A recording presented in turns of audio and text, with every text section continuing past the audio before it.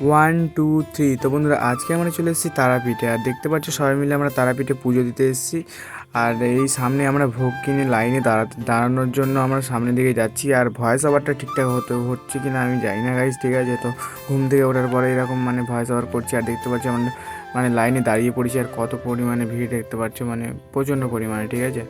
তো সামনের দিকে যাব, তোমাদের সব কিছু দেখাবো, তোমরা ভিডিওটি ফুল দেখো। আর এই যে আমাদের সব ওই দিক পরে দাঁড়িয়ে আছে। আর এই যে দেখতে পাচ্ছ কত পরিমাণে ভিড়, কত।